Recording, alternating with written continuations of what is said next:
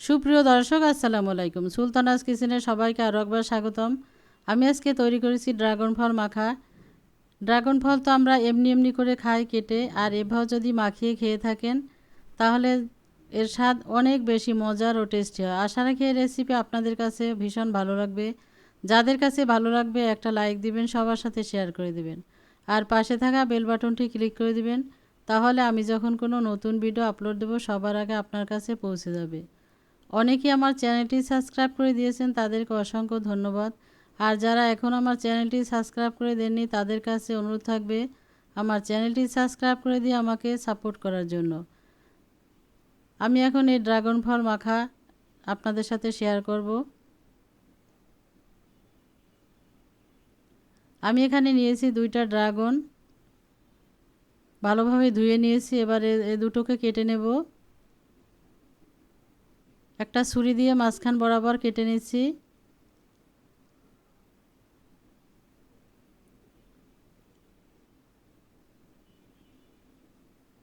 এই যে ভিতরটা কি টুকটুকে লাল।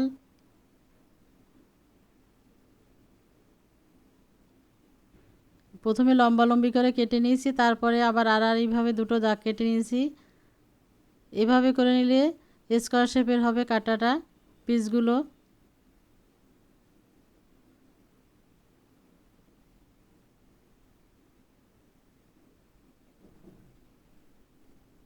আমি এবার উঠিয়ে নিয়েছি একটা প্লেটে।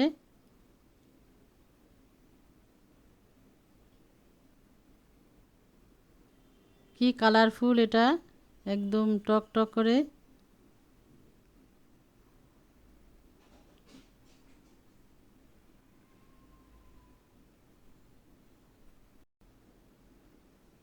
দুটো ড্রাগনই আমি এভাবে কেটে নিয়ে নিয়েছি।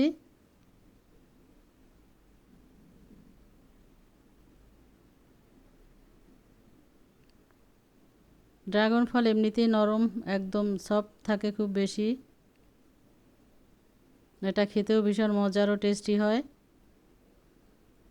ড্রাগন ফল কিছু কিছু আছে মিষ্টি লাগে, কিছু হালকা টক, আবার কিছু মিষ্টিও লাগে না, কিন্তু এই ড্রাগনটা ভীষণ মিষ্টি।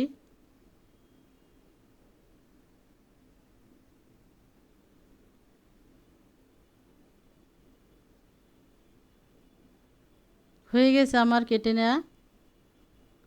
এবার একটা বড় মিক্সিং বলে দিয়ে দেব। দিয়ে দিয়েছি বড় মিক্সিং বলে। এখন আমি এর সাথে কিছু মশলা মিশিয়ে নেব। দিয়ে দিচ্ছি হাফ চা চামচ বিট লবণ, আর দেব হাফ চা চামচ রেগুলার খাবার লবণ। এখন দিয়ে দিচ্ছি 1.5 চা চামচ চিলি ফ্লেক্স।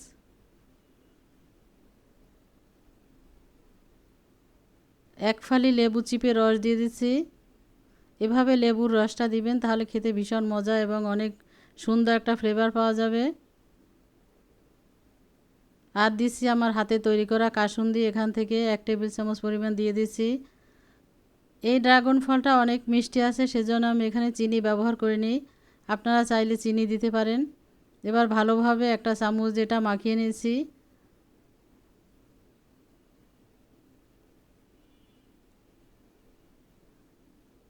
হয়ে গেছে মাখিয়ে নেওয়া। এবার আমি অন্য একটা পাত্রে উঠিয়ে নেব। আর মাখানোর সময় কিন্তু আপনারা এভাবে মাখাবেন, কাঁটা চামচ দিয়ে মাখাবেন না, তাহলে সবগুলো কেটে কেটে যাবে, যেহেতু এই ফলটা অনেক নরম। একটা পাত্রে উঠিয়ে নিলাম আমি। আর এরই সাথে তৈরি হয়ে গেল আমার মজাদার ড্রাগন ফল। এটা ভীষণ মজার ও টেস্টি। যারা কখনো এভাবে মাখিয়ে খাননি তারা একবার হলেও এভাবে এই ড্রাগন ফল মশলা দিয়ে মাখিয়ে খাবেন, খেতে ভীষণ মজার। আশা রাখি রেসিপি আপনাদের কাছে ভালো লেগেছে। আর কেমন লাগলো আপনাদের কাছে ড্রাগন ফল মাখা আমাকে কমেন্টস করে জানাবেন। ভালো থাকবেন, সুস্থ থাকবেন, ইনশাল্লাহ কথা হবে অন্য কোনো রেসিপি নিয়ে। আজ তাহলে এ পর্যন্তই। আল্লাহ হাফেজ।